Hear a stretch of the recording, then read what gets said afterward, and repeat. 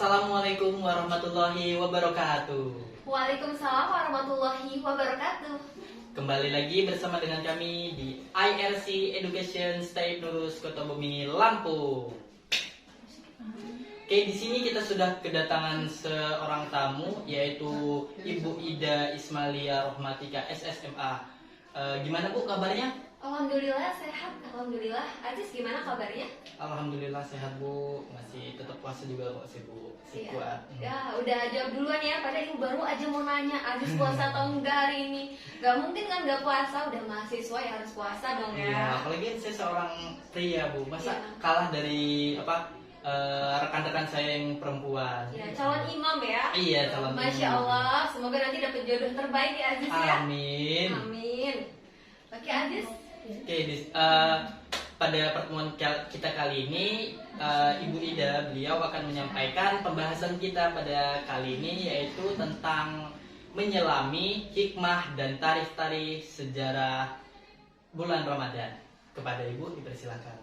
Ya Aziz, terima kasih banyak ya untuk kesempatannya.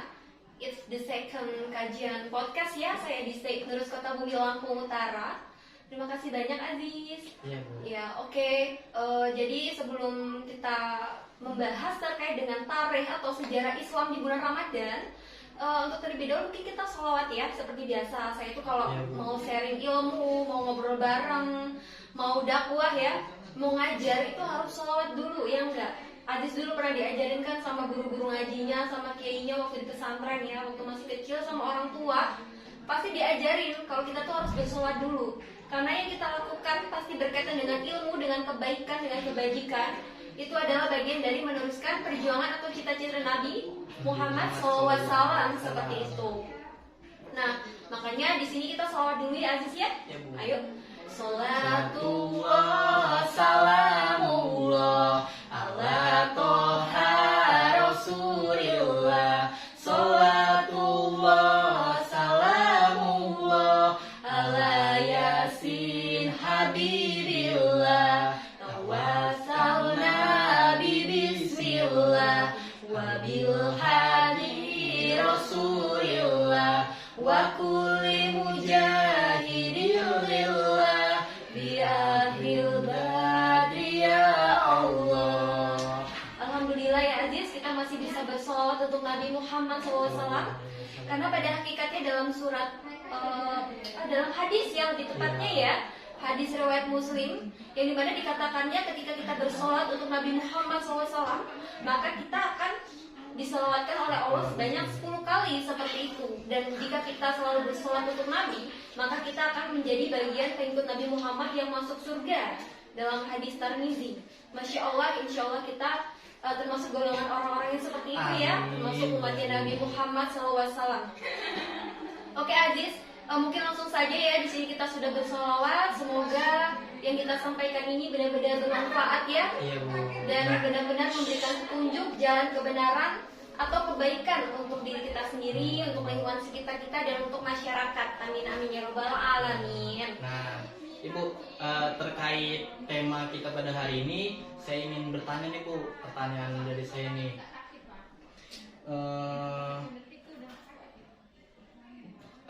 Apa sih Bu sejarah atau tarikh pada bulan Ramadan ini Bu? Ya, seperti yang sudah Aziz singgung tadi di awal ya, tentang tarikh atau sejarah Islam di bulan Ramadan. Aziz bertanya lagi ya, ini mengingatkan saya tadi, saya juga sempat bingung Aziz tuh nanya apa ya. Oh, Aziz tanya lagi, jadi ibu ingat lagi nih. Oke. Memang Aziz nih reminder banget ya, kalau istilah anak mudanya reminder. Oke.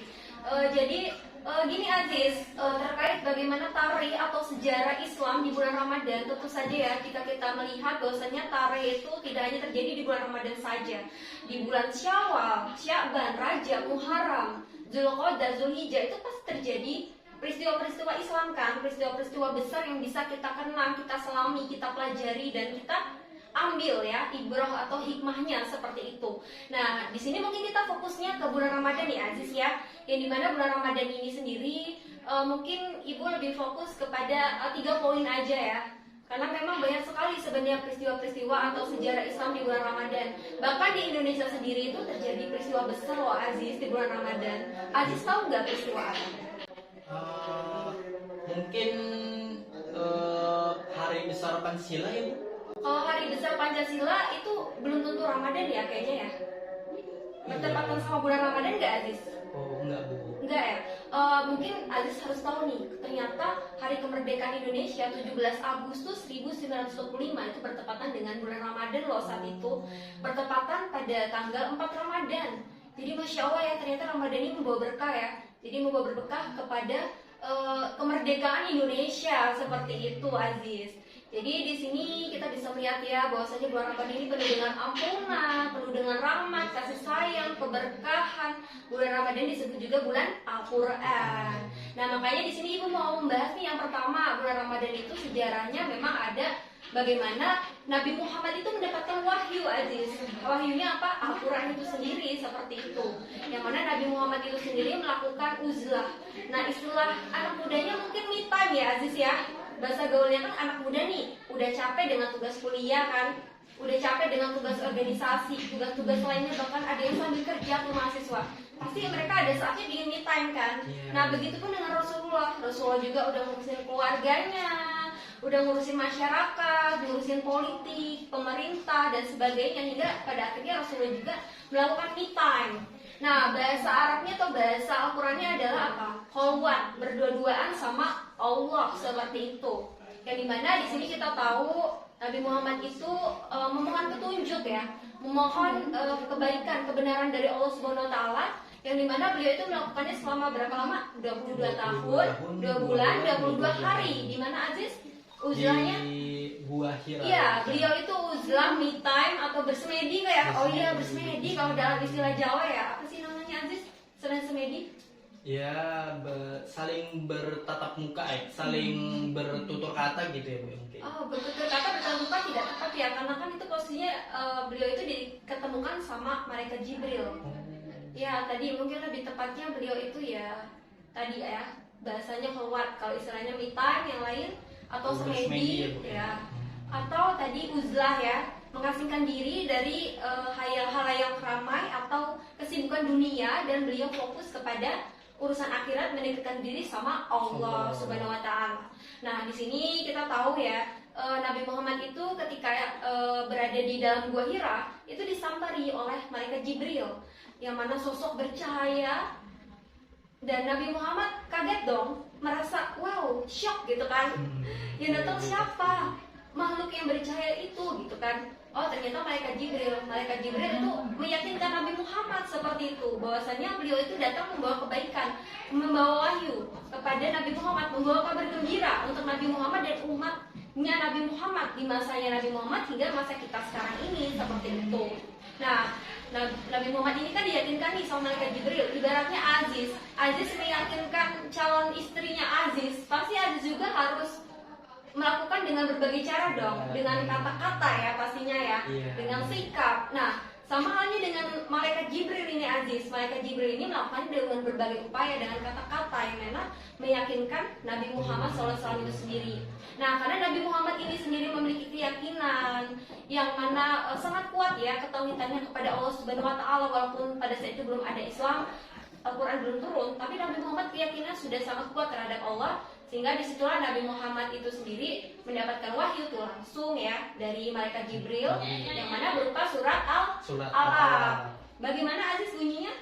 Bismillahirrahmanirrahim. Iqra bismi rabbikal ladzi khalaq, khalaqal insana min 'alaq. Iqra wa rabbukal akram, allazi 'allama bil qalam, 'allamal insana ma lam ya'lam. Oke Aziz, alhamdulillah ya Aziz hafal juga. Iyalah, udah mahasiswa pasti hafal dong ya. Orang anak kecil aja sekarang udah banyak yang hafizo kan.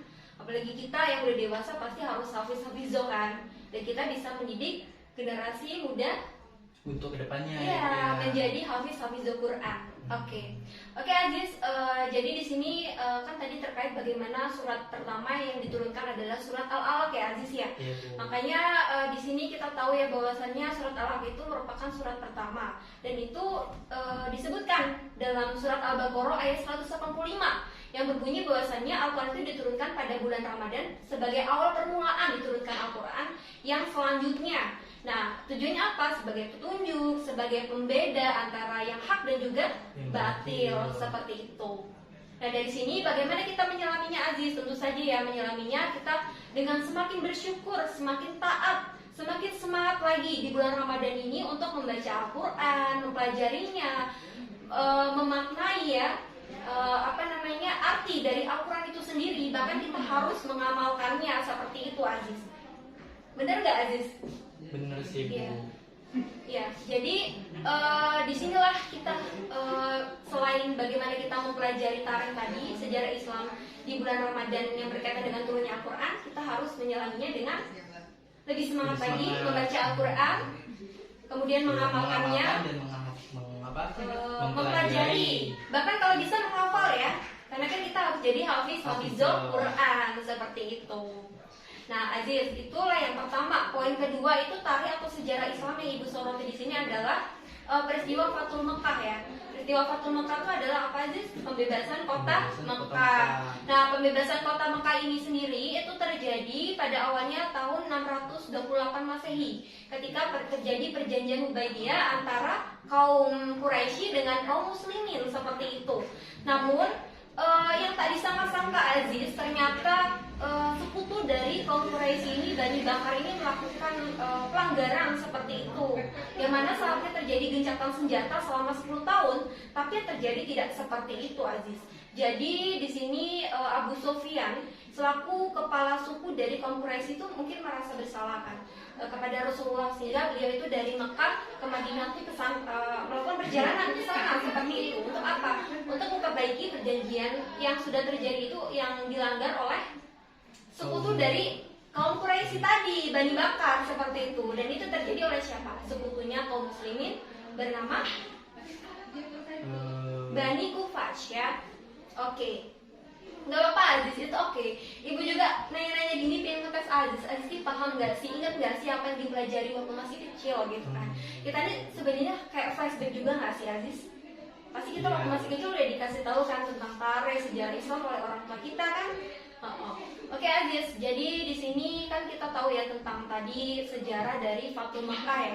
Kemudian Rasulullah itu sendiri kan menolak negosiasi dari si Abu Sufyan, kepala suku dari kaum Quraisy, sehingga Rasulullah itu memiliki tekad ya untuk melakukan penyerangan atau perusakan berhala-berhala yang ada di Mekah, dan itu dilakukan oleh pengikut Nabi Muhammad sebanyak 10.000 pasukan. Masya Allah, 10.000 pasukan, banyak banget ya pasukannya Nabi Muhammad SAW. Dan tahu nggak, Aziz, ternyata jumlah dari berhala itu ada berapa? 360. Bayangin, di situ posisinya Ka'bah, tempat menyembah Allah, tapi di sekelilingnya ada berhala. Bayangin, Aziz.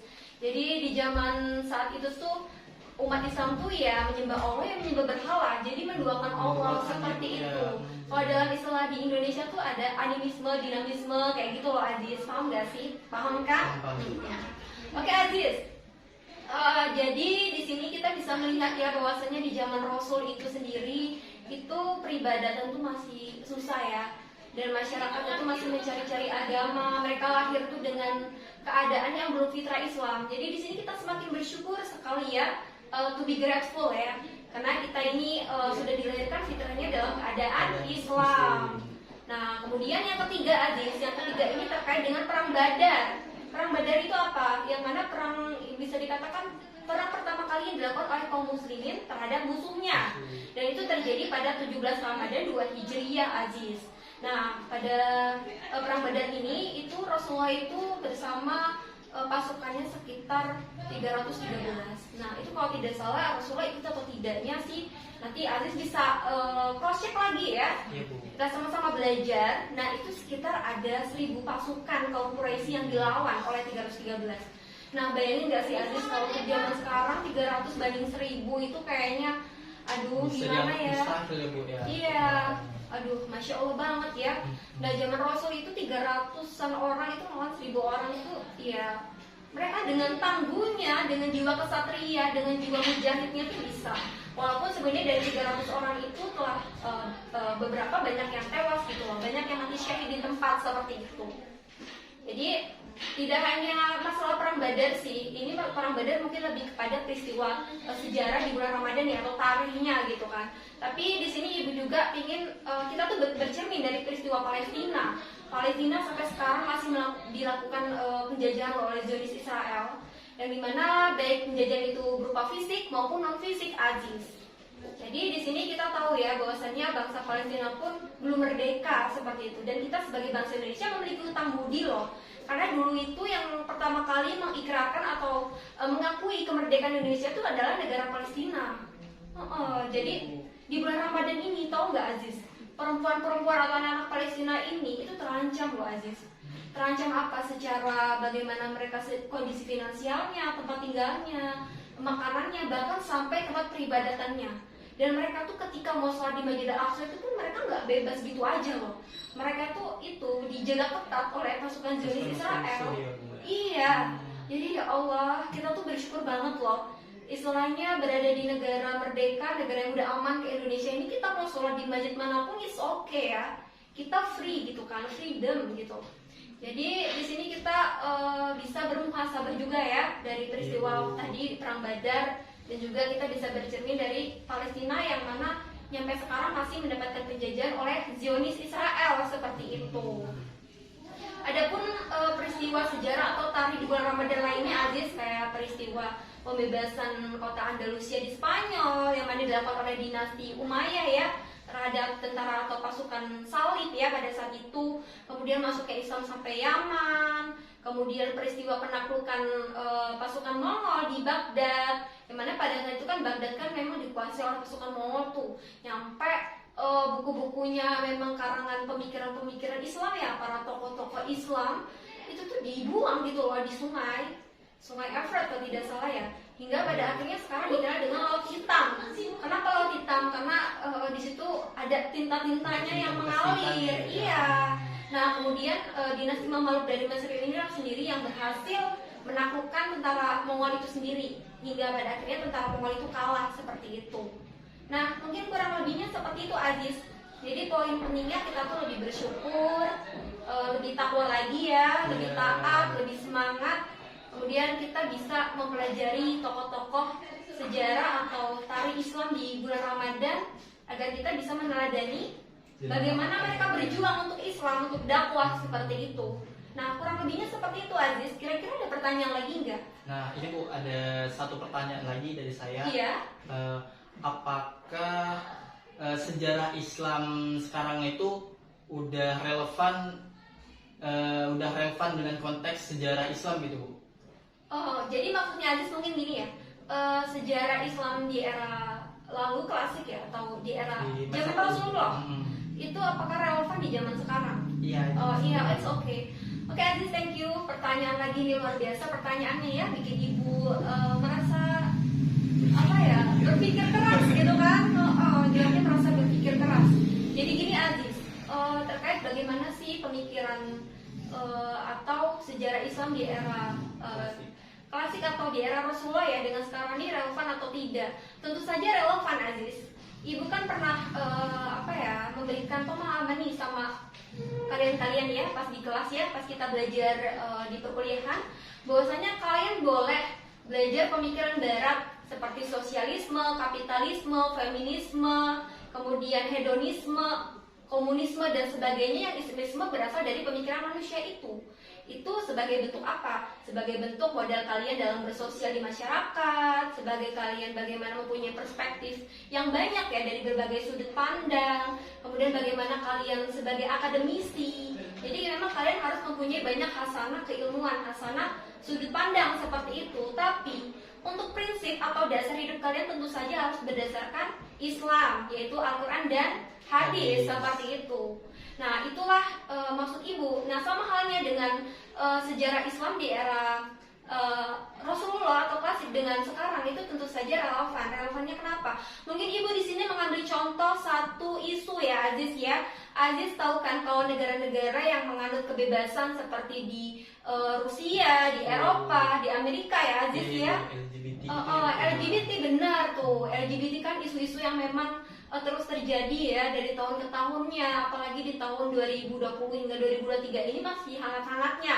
Dan kalau tidak salah sih di PBB ya, di apa namanya majelis umumnya atau di apa kayak sidang tahunannya itu selalu membahas masalah LGBT. Nah, kalau nggak salah sih 2 topik yang selalu dibahas, kalau nggak LGBT ya isu Palestina seperti itu. Nah, isu LGBT ini sendiri mungkin kalau kita relevansikan dengan sejarah Islam di era klasik atau era Nabi ya, itu bisa dikatakan bisa melihat dari eranya Nabi Lut seperti itu. Nah, era Nabi Lut kan itu banyak kaum-kaumnya kan. Iya, karena pada saat itu kan pada masanya kaum Nabi Lut itu kan banyak orang-orang yang menyukai sama jenis ya Bu ya. Iya, laki-laki dengan laki-laki. Bahkan Nabi Lut pun dikejar-kejar tuh sama laki-laki kan. Sampai istrinya pun merelakan Nabi Lut tuh untuk disukai, memiliki hubungan dengan sesama jenisnya. Jadi istri Nabi Lut kan waktu itu apa ya, istilahnya durhaka ya, istilahnya gitu Aziz. Nah, itu kalau tidak salah namanya kaum Sodom ya. Kaum yang memang melakukan hubungan sesama jenis. Nah, di situ Allah sudah membuktikannya, sudah menggambarkan di dalam Al-Quran bahwasanya kaum tersebut itu mendapatkan azab dari Allah, mendapatkan penyakit. Jadi untuk di konteks sekarang relevan, kita bisa mengambil ibrahnya, mengambil hikmahnya bahwasanya melakukan LGBT atau homoseksual itu dapat menimbulkan penyakit, terus melampaui batas dari fitrahnya sebagai perempuan atau laki-laki, karena memang dalam Al-Quran sudah dikatakan perempuan itu dan laki-laki ditakdirkan untuk berpasang-pasangan. Jadi bukan laki-laki dengan laki-laki, perempuan dengan perempuan, tidak seperti itu ya Aziz ya. Jadi kita bisa merelevansikannya seperti itu Aziz. Sama halnya dengan kasus poligami nih Aziz mungkin ya. Kalau kasus poligami itu biasanya kan sekarang tuh banyak tuh ustadz-ustadz atau kiai, nggak hanya ustadz atau kiai sih, orang biasa umum aja banyak yang melakukan poligami. Nah, itu banyak yang menghalalkan, bahkan Islamisme yang radikal itu menghalalkan poligami. Nah, di sini mungkin kita lihat konteksnya. Kalau di zaman Rasul, di zaman Nabi itu kenapa melakukan poligami? Karena pada saat itu wanita-wanita masih berstatus sebagai budak seperti itu, sehingga untuk menyelamatkan perbudakan itu mereka dinikahi oleh pria yang memang sudah memiliki istri lebih dari 3, bahkan batasannya adalah 4. Nah, itulah secara kontekstualnya. Untuk zaman sekarang istri tidak mengalami perbudakan kan, bahkan istri banyak yang istilahnya berada di posisi setara dengan suami, banyak yang berkarir, banyak yang bekerja. Jadi untuk poligami pun di konteks sekarang mungkin tidak relevan seperti itu. Relevannya ya mungkin tergantung bagaimana kondisi masing-masing keluarga itu seperti itu. Jadi kembali lagi, untuk mengkaitkan relevan atau tidaknya, kita harus mengkaji dulu, memahami kontekstual di era dulu dengan sekarang. Kemudian bagaimana sih di Al-Quran dan Hadis seperti itu Aziz. Nah, paham nggak? Paham. Oke, paham ya Aziz ya. Nah, kurang lebihnya sih seperti itu Aziz, terkait bagaimana relevan atau tidak sejarah Islam di era dulu klasik zaman Rasul atau zaman Nabi sebelumnya dengan era sekarang Aziz. Jadi yang pertama kita harus mengkajinya, kita harus melakukan pemetaan masalah itu, kemudian sesuai dengan Al-Quran dan Hadis, kemudian ya konteks sekarangnya gimana seperti itu. Nah, kurang lebihnya seperti itu Aziz. Oke, terima kasih ya Bu ya. Oke, itu tadi teman-teman yang pembahasan kita kali ini. Jadi sebenarnya memang penting ya Bu ya kita untuk mengetahui sejarah-sejarah tidak hanya bulan Ramadan, tapi sejarah Islam pada masa kejayaannya maupun masa kejayaan Rasul ya Bu ya. Karena pada bulan Ramadan ini kita harus lebih lebih giat lagi dalam melakukan kegiatannya, baik itu membaca Al-Quran, terus berhubungan silaturahim dengan sesama ibu ya, tetangga dan lainnya. Nah, oke, itu tadi teman-teman pembahasan kita kali ini. Mohon maaf jika ada salah kata, kepada Allah saya mohon ampun. Kami akhiri, wabillahi taufiq wal hidayah. Wassalamualaikum warahmatullahi wabarakatuh.